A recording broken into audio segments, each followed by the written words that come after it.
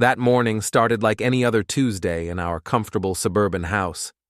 I was in the garage workshop, adjusting the carburetor on my '89 Chevy pickup, when my phone buzzed against the workbench. The screen lit up with Aven's name. "Plans have changed. You're not going on the cruise. My ex is going instead of you." I stared at the message for a full minute, oil-stained fingers holding the phone like it might explode. 20 years of marriage, and this is how she tells me. Not a phone call, not a conversation over coffee, just a text message delivered like she was canceling a dentist appointment. My name is Rhett Vossen, and I manage construction projects for a living. I've built half the commercial buildings in this town, and I know how to read blueprints, budgets, and people. What I was reading right now was the blueprint of betrayal, and the budget was everything I'd worked for. Pierce Eldro. Her college boyfriend, the one she claimed was just a friend when he started showing up at our dinner parties 6 months ago. The same Pierce who drove a black Audi and wore suits that cost more than most people's monthly rent. The Pierce who always had a smirk when he looked at me, like he knew something I didn't. Well, now I knew too. I saved the message, took a screenshot, and typed back, "Understood." That was it. No questions, no begging, no drama, just acknowledgement. Because while Aven thought she was playing chess, I was about to flip the entire board. I walked back into the house, past the framed photos of our wedding, past the expensive furniture she'd insisted we needed, past the kitchen where she'd made coffee for me every morning for 2 decades. Everything looked the same, but it felt different now, like walking through a museum of my former life. The cruise confirmation was in my email. Booking reference, my credit card, my name as primary account holder. I dialed the cruise line's customer service number. "Good morning, this is Rhett Vossen.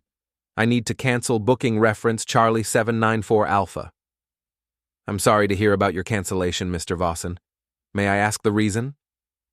"Change in family circumstances." 20 minutes later, the cruise was canceled. Full refund processing back to my account. Port fees reversed. The cabin that was supposed to hold my wife and me for 10 days in the Caribbean was now empty. Next call, First National Bank. "Mr. Vossen, how can we help you today?"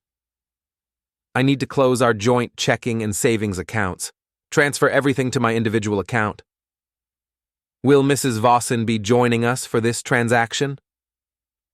I pulled out the power of attorney document we'd signed 3 years ago when Aven had surgery. Standard stuff. Each of us could handle financial matters if the other was incapacitated or unavailable. "She's out of the country. I have authorization." 40 minutes later, $127,000 moved from joint accounts to my name only. Our savings, the cruise fund, even the money market account Aven used for her shopping sprees. All of it, legally and properly transferred. But I wasn't done. The house, our beautiful 4-bedroom colonial with the wraparound porch and the garden Aven loved to show off to her friends. We'd bought it together, but the deed was structured with right of survivorship and a pre-signed listing agreement we'd established during our last refinance. Another standard legal document designed to make estate planning easier. I called Janet Morrison, our real estate agent. "Rhett, how are you and Aven doing?" "We're making some changes, Janet. I need to list the house." "Oh my, is everything all right?" "Everything's fine. We just need a fresh start.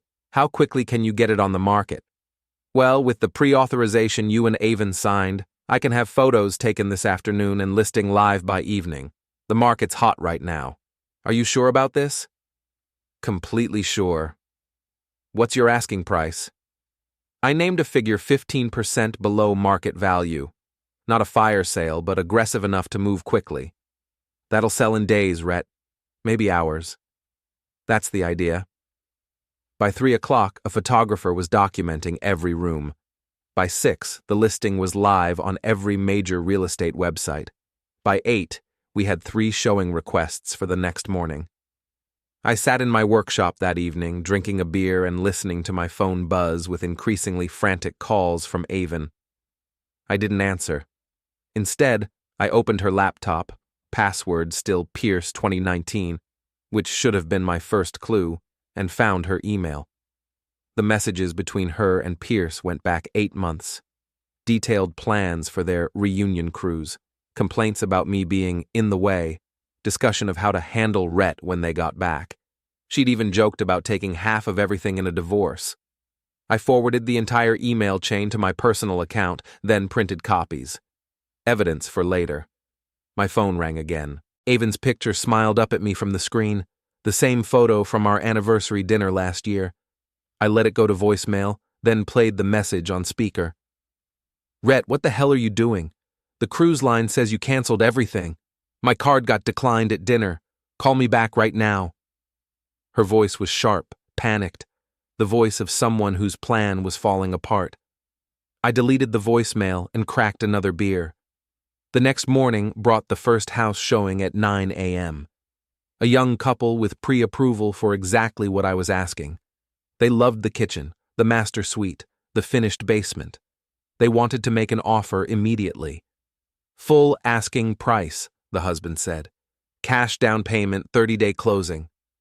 Sold, I said, and we shook hands.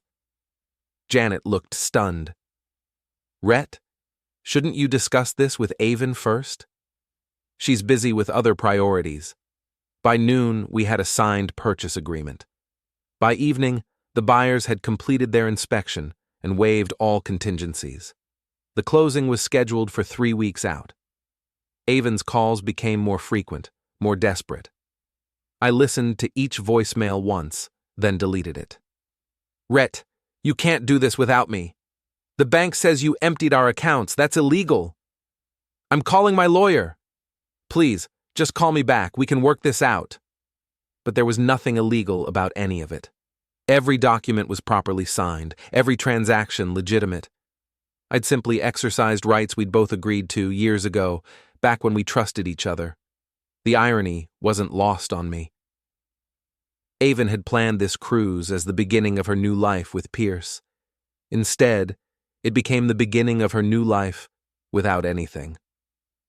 I spent the next week boxing up my tools, my clothes, my personal items. Everything else, the furniture, the dishes, her clothes, her jewelry. I left exactly where it was. Let the new owners deal with it, or let Aven figure it out when she got back. 3 days before closing, I drove to the other side of the state and put a deposit on a small apartment in a town where nobody knew me.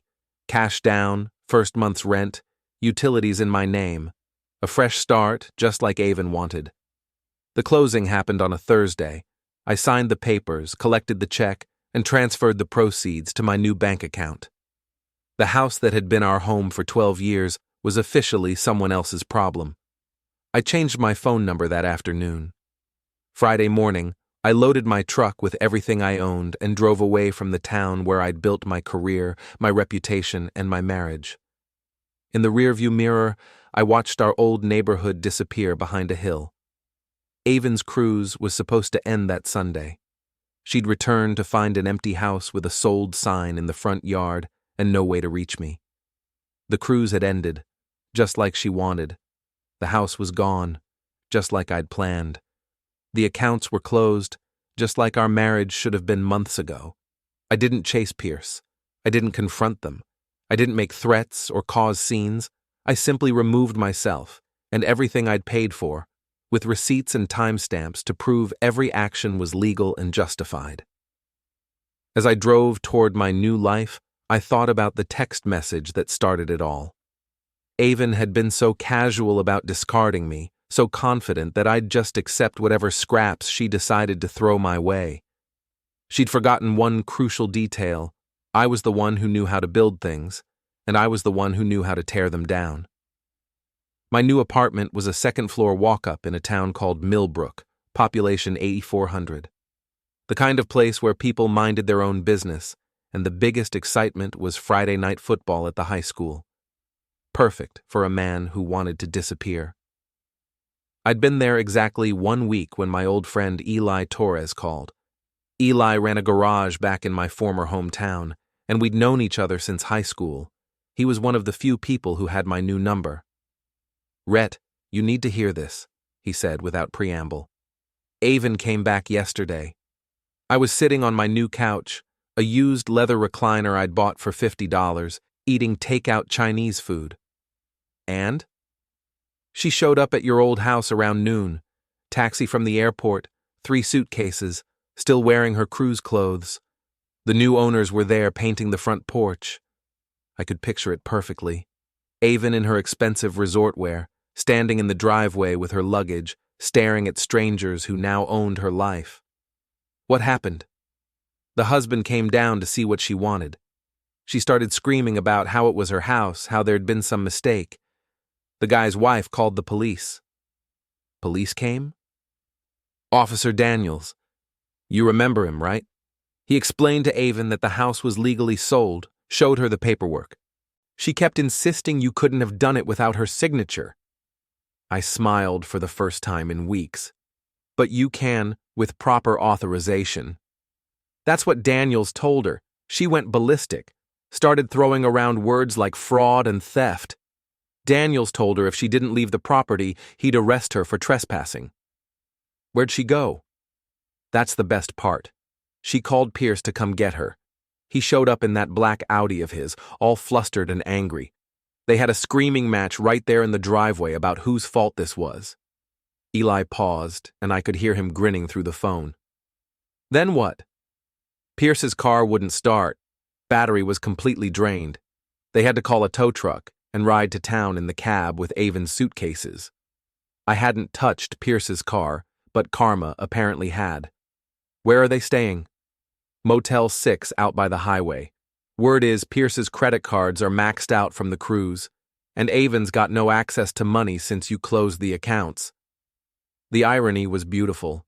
They'd spent my money on their romantic getaway, and now they were broke.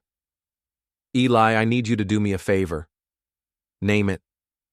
Drive by the motel tonight. See what kind of shape they're in. But don't let them see you. You got it, brother. I hung up and finished my Chinese food, thinking about Aven's homecoming.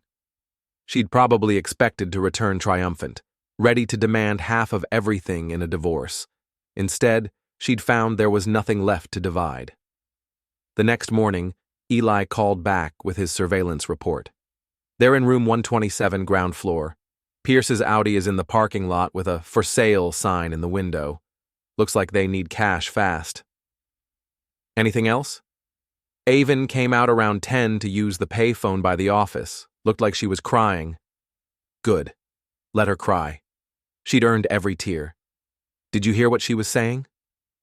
Something about calling her sister in California, asking for money. Aven's sister Margaret had never liked me, always thought Aven had married beneath her station. If Aven was calling her for help, things must be desperate. I spent the rest of the week settling into my new routine. I'd found work with a local contractor, nothing fancy, but honest pay for honest work. The owner, Tom Bradley, didn't ask many questions about why I'd left my previous job. In small towns, people understood that sometimes you needed a fresh start. On Friday afternoon, Eli called again. You're not going to believe this. Pierce got arrested. I nearly dropped my coffee mug. For what? Outstanding warrants. Turns out he owed back child support for a kid in Atlanta. When the police ran his license during a traffic stop, it all came up. How much does he owe? $47,000, plus penalties and interest. I whistled low. Pierce, the successful businessman with the expensive suits and the smug attitude, was a deadbeat dad. What about Aven? She's still at the motel, but she can't afford it much longer. Manager told her she's got till Sunday to pay up or get out. Her sister didn't come through with money. Apparently Margaret told her to figure it out herself, said she was tired of cleaning up Aven's messes. Even her own family was abandoning her. The network of enablers that had supported Aven's entitled lifestyle was crumbling. That weekend, I drove back to my old town, not to confront anyone or cause trouble, just to see the aftermath with my own eyes. I parked across from the Motel 6 and waited. At 11:47 a.m., Aven emerged from room 127 carrying 2 suitcases. She'd lost weight, and her usually perfect hair hung limp around her shoulders. The designer clothes from the cruise looked wrinkled and tired.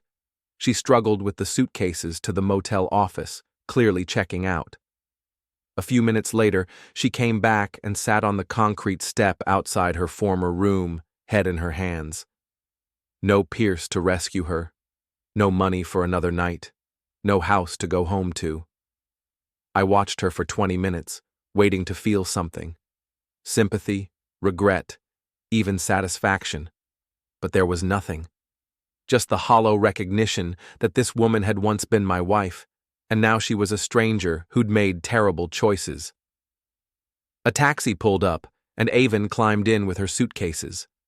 I followed at a distance as it drove to the Greyhound station downtown. She bought a ticket for the 3:15 bus to California. One way. I parked where I could see the boarding area and waited. At 3:10, Aven climbed aboard the bus with her luggage and a paper bag that probably contained everything she had left in the world. The bus pulled away at 3:18, heading west on Highway 40. I sat in my truck for a long time after it disappeared, thinking about the text message that had started everything. "Plans have changed," she'd written, so casual and dismissive. She was right. Plans had changed, but not the way she'd expected. I drove back to Millbrook that evening, past the billboard that welcomed visitors to a great place to call home. For the first time since this whole mess started, I thought it might actually be true. My phone rang as I pulled into my apartment complex. Unknown number. I almost didn't answer, but curiosity got the better of me. "Hello? Rhett, it's Margaret. Aven's sister. This should be interesting. What can I do for you, Margaret? I wanted to thank you." That wasn't what I'd expected. Thank me for what? For finally giving my sister the wake-up call she needed. She's been coasting through life expecting everyone else to clean up her messes. Maybe now she'll learn to take responsibility for her choices. "She's your sister, Margaret. I figured you'd be angry with me." "I'm angry with her. You were a good husband, Rhett, better than she deserved. She threw that away for some loser who can't even pay his child support." Margaret paused, and I could hear her taking a deep breath. "She called me from the bus station begging for money. I told her she made her bed. Now she can lie in it." That seems harsh. Maybe, but Aven's 36 years old. It's time she learned that actions have consequences. After Margaret hung up, I sat in my truck thinking about consequences. Aven had calculated that she could have her cake and eat it too. Keep the security I provided while enjoying the excitement Pierce offered. She'd assumed I'd be too weak or too comfortable to fight back. She'd miscalculated. I'd spent 20 years building a life with someone who saw me as a convenience, not a partner. Someone who thought so little of me that she'd replace me with a text message. But I wasn't the same man who'd received that message 2 weeks ago. That man had been comfortable, complacent, willing to accept whatever scraps of affection his wife threw his way. This man was different. This man had learned that sometimes the best revenge isn't getting even, it's getting out. I climbed the stairs to my apartment, unlocked the door, and stepped into my new life. It was smaller than what I'd had before, simpler, but it was mine, and nobody could take it away with a text message. 3 months passed in Millbrook before the past caught up with me again. I'd settled into a comfortable routine: work, the local diner for breakfast, the hardware store on Saturdays where the old-timers gathered to solve the world's problems over coffee and lies about fish they'd caught. Tom Bradley had promoted me to site supervisor on his biggest project, a new medical center on the edge of town. The work was satisfying in a way my old job had never been. No office politics, no backstabbing, just honest construction with people who showed up every day and did their jobs. I was reviewing blueprints in the trailer when my phone rang. Local number I didn't recognize. Rhett Vossen. "Mr. Vossen, this is Detective Lisa Crawford with the State Police. I need to ask you some questions about Pierce Eldro." My stomach tightened. What kind of questions? Mr. Eldro listed you as a character reference on a bail application. He's currently in custody for child support violations and some other charges that have come to light. I'm not a character reference for Pierce Eldro. I barely know the man. That's interesting. He claims you're business associates and close personal friends. I almost laughed. Detective, Pierce Eldro had an affair with my wife. I haven't spoken to him since I found out about it 3 months ago. Before we dive deeper into this story, I have one small request. Please subscribe, drop a like, comment, and hit that hype button to boost this channel so more people can discover these incredible Reddit stories. Silence on the other end. Then, Mr. Vosin, I think we need to talk. Can you come to the station this afternoon? 2 hours later, I was sitting across from Detective Crawford in a sterile interview room that smelled like industrial coffee and broken dreams. She was a compact woman with sharp eyes and the kind of no-nonsense demeanor that comes from dealing with liars for a living. Tell me about your relationship with Pierce Eldro, she said, sliding a digital recorder between us. I told her everything. The affair, the cruise, the text message, my response. She took notes and asked clarifying questions, but her expression never changed. You said you closed joint bank accounts. How much money was involved? $127,000. All legally transferred to accounts in my name only. And the house? Sold for $430,000. Again, completely legal. She leaned back in her chair. Mr. Vosin, Pierce Eldro has been telling people a very different story. He claims you embezzled money from his construction company and fled the state. I never worked for Pierce Eldro. I never took a penny that wasn't mine. Can you prove that? I pulled out my phone and showed her the screenshots of Aven's text message, the cruise cancellation, the bank transfers. Every transaction is documented. Every action was authorized under legal agreements my wife and I had signed. Detective Crawford studied the evidence for several minutes. Pierce Eldro doesn't own a construction company. What? He's unemployed. Has been for 8 months. The Audi he was driving, repossessed last week. The apartment where he was living, evicted for non-payment of rent. The picture was getting clearer. Pierce wasn't the successful businessman he'd pretended to be. He was a con man, and Aven had been his mark. Detective, I think Pierce saw my wife as a meal ticket. Someone with access to money and assets. That's our theory, too. We've been investigating him for fraud in 3 states. Your wife isn't his first victim. Where is Aven now? We're trying to locate her. Her sister in California says she never arrived on that bus. A chill ran down my spine. What do you mean she never arrived? Margaret Bardell expected her sister to show up at her house in Los Angeles. Aven never appeared. The bus company confirms she boarded in your hometown, but there's no record of her completing the journey. People get off buses at intermediate stops all the time. True, but Aven had no money, no credit cards, no phone. Where would she go? I thought about the broken woman I'd watched boarding that Greyhound bus. Desperate, abandoned, with nothing but the clothes on her back and whatever was in that paper bag. Have you checked with homeless shelters? Churches? We're working on it. But Mr. Vosin, I need to ask, when was the last time you had contact with your wife? The day she sent me that text message about the cruise. I never responded to her calls or voicemails after that. You never threatened her? Never made any attempt to contact her after you left town? Detective, I wanted nothing more to do with Aven Bardell. I removed myself from the situation as cleanly as possible. She studied me for a long moment. Mr. Vosin, you're not under suspicion for anything. But I want you to call me immediately if your wife tries to contact you. I drove back to Millbrook with more questions than answers. Aven was missing. Pierce was in custody for fraud, and somehow I'd become part of a multi-state investigation. That evening, I called Eli Torres. Rhett, good to hear from you, man. How's the new life treating you? Complicated. Eli, what do you know about Pierce Eldro's background? Just what everyone's talking about since he got arrested. Turns out the guy's a complete fake. Never owned a business, never had any money. Even that Audi was leased under someone else's name. Someone else's name? Yeah, some woman in Florida. Police think he's been running romance scams for years. The pieces were falling into place. Pierce had targeted Aven because she appeared wealthy. Nice house, expensive clothes, married to a successful contractor.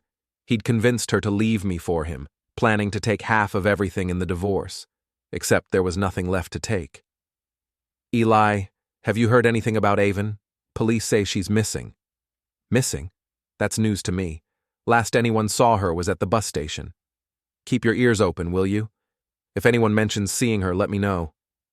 Sure thing. But Rhett, why do you care? After what she did to you? It was a fair question. Why did I care? Aven had betrayed me, abandoned our marriage for a man who turned out to be a criminal. She'd made her choices. But 20 years of marriage doesn't just disappear, even when it ends badly. Somewhere underneath the anger and hurt, there was still a part of me that remembered the woman I'd fallen in love with. I don't know, I told Eli. Maybe I'm just curious how the story ends. A week later, Detective Crawford called again. We found her, she said without preamble. Where? Phoenix. She's been living in a women's shelter using a fake name. Local police picked her up for shoplifting food. Is she all right? Physically, yes. Mentally, she's not doing well. Mr. Vossen, she's been asking for you. What does she want? To talk. She says she has information about Pierce Eldro that could help our investigation. I thought about it for exactly 30 seconds. I'll be there tomorrow. The flight to Phoenix gave me 4 hours to think about what I was going to say to the woman who'd destroyed our marriage with a text message. I'd imagined this conversation 100 times, but never under these circumstances. The Maricopa County Jail was a concrete fortress in the desert, all harsh angles and unforgiving surfaces. Detective Crawford met me in the lobby and escorted me through security. She's been in protective custody since we identified her, Crawford explained as we walked through corridors that echoed with distant voices. Pierce Eldro has connections to some dangerous people. We think Aven might have information that could implicate them. What kind of dangerous people? The kind who don't like witnesses. We stopped outside a door marked Interview Room 3. Through the small window, I could see a woman sitting at a metal table, her back to the door. Her hair was shorter now, darker, and she'd lost more weight. Take your time, Crawford said. I'll be right outside. I opened the door and stepped into my past. Aven looked up when I entered, and I barely recognized her. The confident, entitled woman who'd texted me about cruise plans was gone. In her place sat someone who looked haunted, fragile, like she might break if I spoke too loudly. Hello, Rhett. Aven. I sat across from her, noting the orange jumpsuit, the handcuffs, the dark circles under her eyes. This wasn't how I'd imagined our reunion. Thank you for coming, she said quietly. I wasn't sure you would. Detective Crawford says you have information about Pierce. I do. But first, I need to tell you something. I need to apologize. I waited. I was an idiot, Rhett. A selfish, stupid idiot who threw away the best thing in her life for a man who turned out to be a complete fraud. Yes, you were. She flinched at my bluntness, but continued. Pierce never loved me. He was using me to get to our money, our assets. Everything he told me about his business, his success, it was all lies. I know. The police filled me in. He had other women, Rhett, other marks. I found out on the cruise when one of them called his phone. We had a huge fight, and he told me the truth about everything. Which was? That he's a professional con artist. That he'd been watching us for months, learning our routines, our finances. He knew about the joint accounts, the house, everything. I felt a cold anger building in my chest. So the affair was just business for him. He said I was the easiest mark he'd ever found. a bored housewife with access to money and a husband who worked too much to notice what was happening at home. The words stung because there was truth in them. I had been working too much, taking our marriage for granted, assuming everything was fine because I was providing well. What information do you have about his other activities? Names, dates, bank account numbers. Pierce kept records of all his scams on his laptop. He showed me some of them, bragging about how much money he'd stolen. Where's the laptop now? Hidden in a storage unit in Tucson. I have the key. She reached into her jumpsuit pocket and pulled out a small brass key, sliding it across the table. Unit 247 at Desert Storage on Speedway Boulevard. Everything's in there. The laptop, documents, even some of the money he stole from other people. I picked up the key, feeling its weight.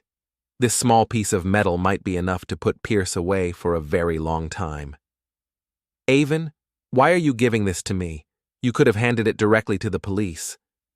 She was quiet for a long moment, staring at her handcuffed wrists. Because you're the only person I trust, she said finally. I know that sounds ridiculous after what I did, but it's true. You're the only honest man I've ever known. I'm not sure honesty is enough anymore. I know I ruined everything between us. I know you'll never forgive me, and I don't blame you.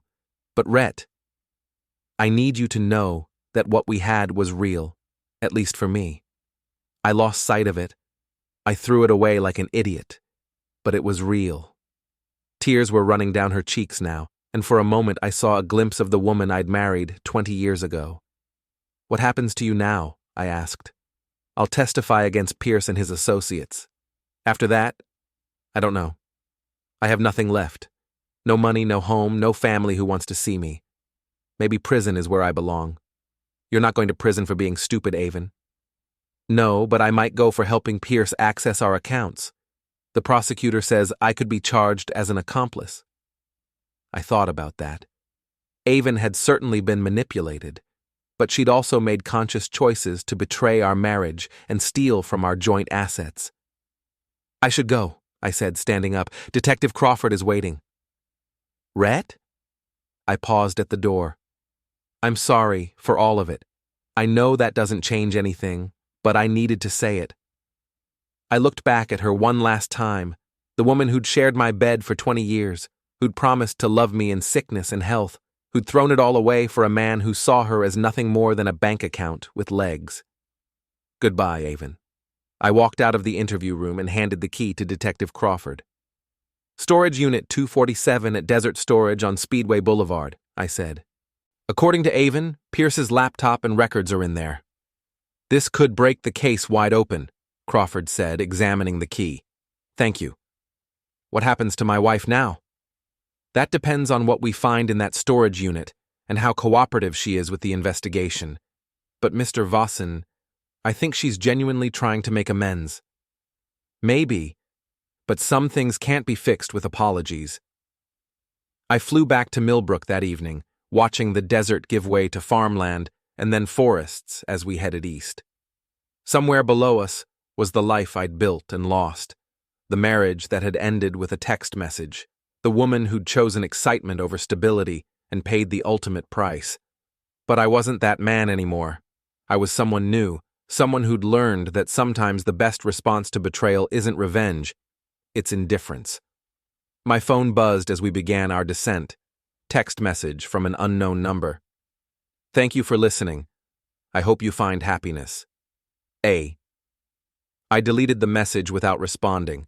Some conversations were meant to be final. 6 months later, the Pierce Eldro case made national news.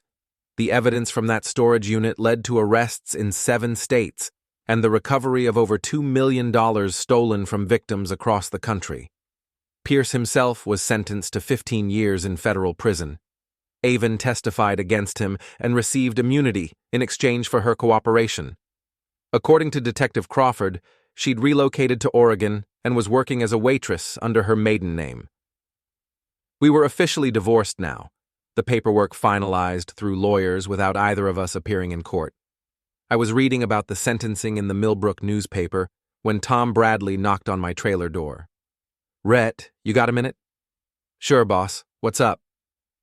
Tom was a good man, late 50s, who'd built his construction company from nothing over 30 years. He treated his workers fairly and took pride in quality work. Everything Pierce Eldro had pretended to be. I've been thinking about retiring, he said, settling into the chair across from my desk. My wife wants to travel, see the grandkids more often. You've earned it. Maybe. But I hate the idea of shutting down the company. We've got good contracts, good people. Seems a waste. I waited, sensing where this conversation was heading. How would you feel about buying me out? The question hung in the air between us like sawdust in afternoon sunlight. Tom, I appreciate the offer, but I don't have that kind of capital. Who said anything about cash? I'm talking about a partnership deal. You take over operations, I maintain ownership percentage until you buy me out over time. Think of it as a long-term lease with option to purchase. It was a generous offer, maybe too generous. Why me? Because you're the best project manager I've ever worked with. Because the crew respects you. Because you understand that construction is about more than just putting up buildings. It's about creating something that lasts. That evening, I sat in my apartment going over Tom's proposal. The numbers made sense, barely. It would mean taking on significant debt and responsibility, but it would also mean building something of my own. My phone rang. Eli Torres. Rhett, you're not going to believe this. What now? Your old house is for sale again. That caught my attention. Already? I sold it less than a year ago. Young couple who bought it are getting divorced. Apparently, they found out they couldn't afford the mortgage payments and decided to blame each other. That's unfortunate. Here's the weird part. It's listed for exactly what you sold it for. In this market, they should be asking $50,000 more. Maybe they need to sell quickly. Or maybe they heard the house was cursed. I laughed, despite myself. Cursed how? Think about it. You and Aven imploded there. Now these kids are splitting up after less than a year. Word around town is the place has bad marriage karma. That's ridiculous. Is it? When's the last time you heard of a house where 2 marriages fell apart in 12 months? After Eli hung up, I found myself thinking about the house where Aven and I had spent 12 years. The kitchen where she'd made coffee every morning. The bedroom where we'd talked about having kids someday. The garage where I'd worked on projects while she gardened. Maybe it was time to reclaim that part of my past. The next morning, I called Janet Morrison. Rhett, how are you doing? I heard you're working in Millbrook now. I'm doing well, Janet. I hear my old house is on the market again. Oh, that's right. The Hendersons are divorcing. Such a shame. They seemed like a nice young couple. What are they asking? $430, same as you got for it. Between you and me, they're motivated sellers. They just want out. Would they consider owner financing? For you? I think they'd consider anything that gets them out of that mortgage. That afternoon, I drove back to my former hometown for the first time since watching Aven board the Greyhound bus. The place looked smaller somehow, like a movie set I'd outgrown. The house sat on its corner lot exactly as I remembered, except for fresh paint on the shutters and a new mailbox. The garden Aven had tended was overgrown now, roses climbing wild over the fence. I parked in the driveway and sat for a moment, waiting for some emotional reaction. Sadness, nostalgia, regret, something. But there was only the practical assessment of a contractor evaluating a property. Good bones, solid foundation, well-maintained systems, a house that could be a home again with the right care. Janet met me at the front door with the lockbox key. The Hendersons moved out last week, she explained, as we walked through rooms that echoed with emptiness. They left it clean, but you can see where their marriage started falling apart. She was right. Holes in the drywall where pictures had been ripped down. Scratches on the hardwood floors from furniture moved in anger. The kind of damage that comes from people who've stopped caring about their shared space. They fought a lot? Neighbors heard screaming matches at all hours. Police were called twice for domestic disturbances. Really sad situation. We finished the walkthrough in the master bedroom, the room where Aven had planned her affair, where she'd probably composed that text message about the cruise. "What do you think?" Janet asked. "I think it needs someone who understands what it takes to build something that lasts." The purchase negotiation took 2 days. The Hendersons were so eager to escape their mortgage that they agreed to owner financing at below-market rates. I would take over their payments and buy them out over 5 years. Tom Bradley was supportive when I told him about the house purchase. "Good investment," he said, "and it'll give you equity to help with the business buyout." "You're still serious about that?" "More serious than ever. My wife booked us a cruise to Alaska for next month. First vacation I've taken in 10 years. The irony wasn't lost on me. Tom was taking a cruise to celebrate new beginnings, while my marriage had ended because of one. "Let's do it," I said. "Let's talk about partnership terms." We spent the next week hammering out details with lawyers and accountants. Bradley Construction would become Vossen Construction, with Tom maintaining a 40% stake for the first 3 years while I learned the business side of operations. The day I signed the partnership agreement was the same day I closed on the house. 2 new beginnings, both built on the foundation of what I'd learned from my failures. I moved back into my old house on a Saturday in October, exactly 1 year after Aven's cruise text message. Eli Torres helped me load my furniture from the Millbrook apartment. "Feels weird, doesn't it?" he asked as we carried my couch through the front door. "Different," I said. "Not weird, different." That evening, I sat in my garage workshop, the same place where I'd received Aven's text message. My tools were back on their pegboard, my workbench cleared and ready for new projects. I thought about the year that had passed, the betrayal, the anger, the methodical dismantling of a life I'd thought was permanent. The discovery that the man my wife had left me for was a criminal who'd seen her as nothing more than a mark. But I also thought about what I'd built in the aftermath. A new career, a new sense of self-worth, a partnership with a man I respected, the knowledge that I could survive the worst thing I'd ever experienced and come out stronger. My phone buzzed. Text message from an unknown number. For a moment, my heart stopped. Another message from Aven? But when I opened it, the text was from Tom Bradley. "Congratulations on your new beginning. Looking forward to building something great together." I smiled and typed back, "Thanks, partner." Outside, autumn was settling over the town where I'd grown up, built a career, lost a marriage, and found myself again. The leaves were turning colors, and there was the promise of winter in the air. But inside my workshop, surrounded by tools and possibilities, it felt like spring. I had work to do. 2 years passed before I saw Aven again. Vossen Construction had grown from 12 employees to 28. We'd completed the medical center, built a new elementary school, and were breaking ground on a shopping complex that would employ half the town. Tom Bradley had officially retired to Florida, leaving me as full owner of a company worth more than I'd ever imagined possible. The house had been completely renovated. New kitchen, updated bathrooms, hardwood floors refinished to gleaming perfection.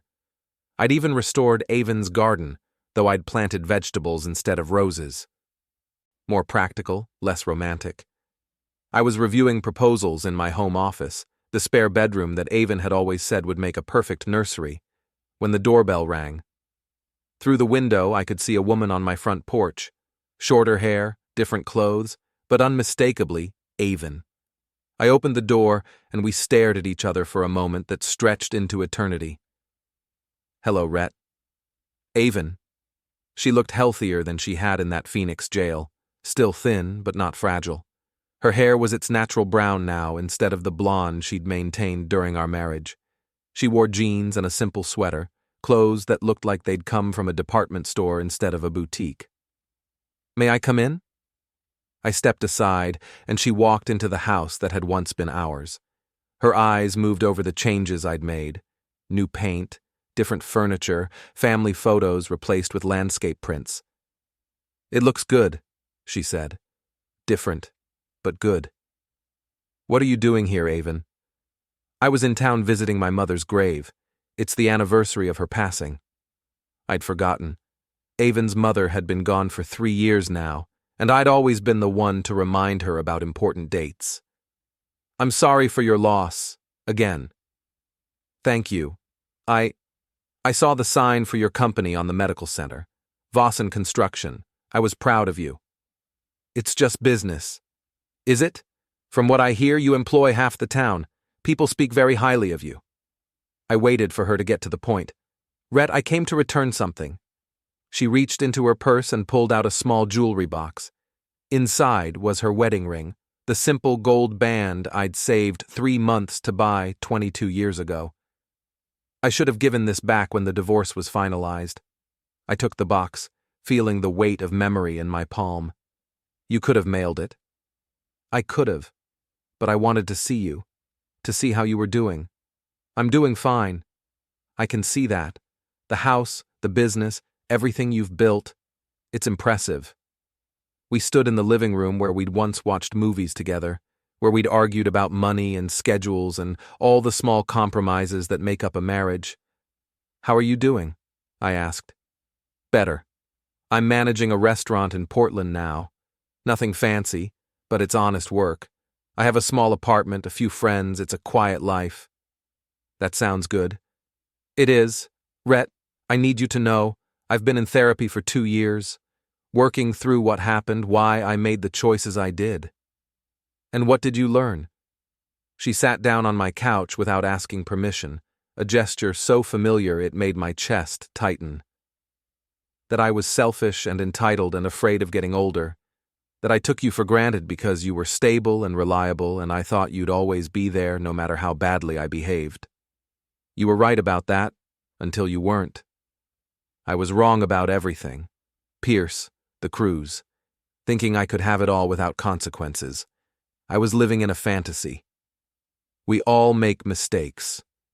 This wasn't a mistake, Rhett. It was a betrayal. There's a difference. I sat down across from her, noting how small she looked in the chair where she'd once curled up to read magazines and plan our social calendar. Why are you really here, Aven? Because I needed to apologize. Not the desperate apology I gave you in that jail cell, but a real one.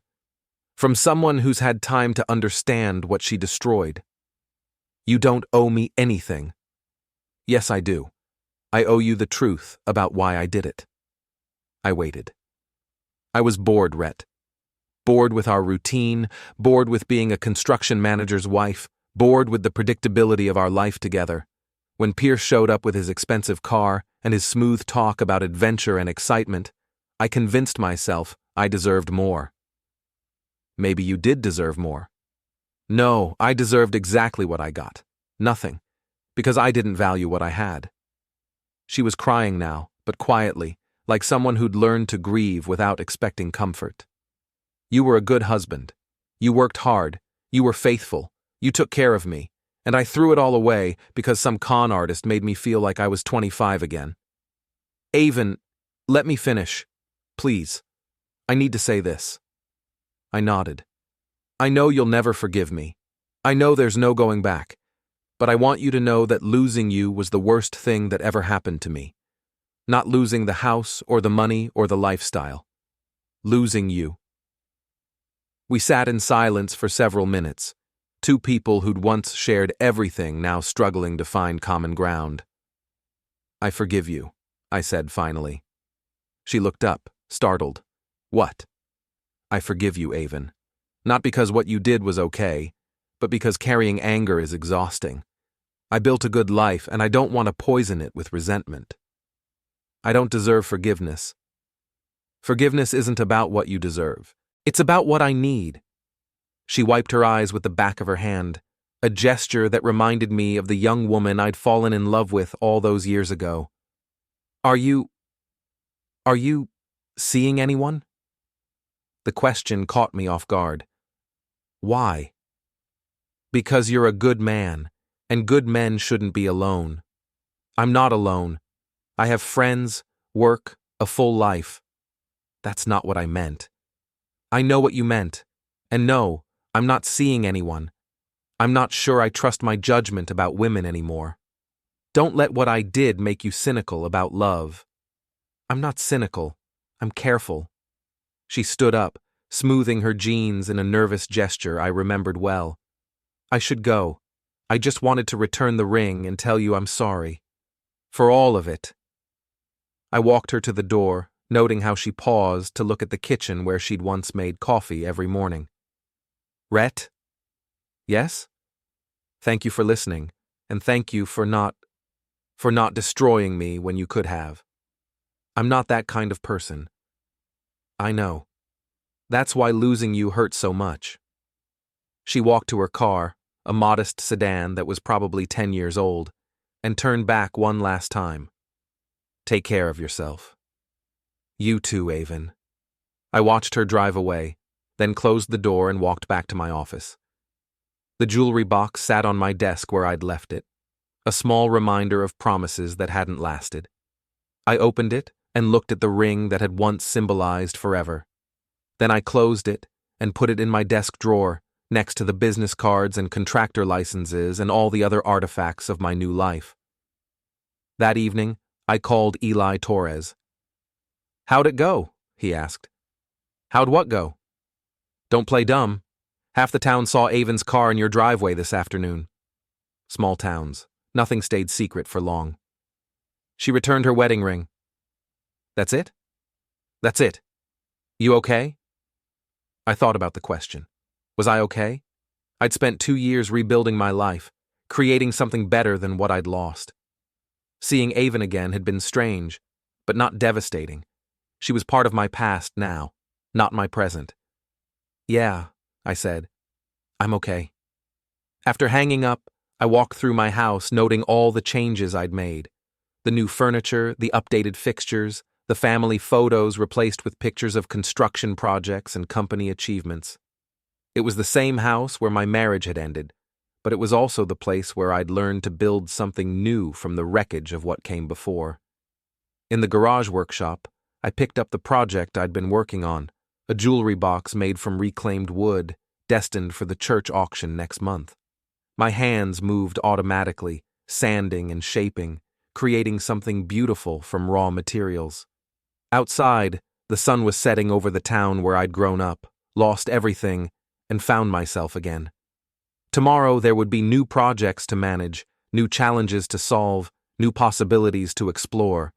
But tonight, in the workshop where it all began, I was content to build something with my hands and let the past stay where it belonged, behind me.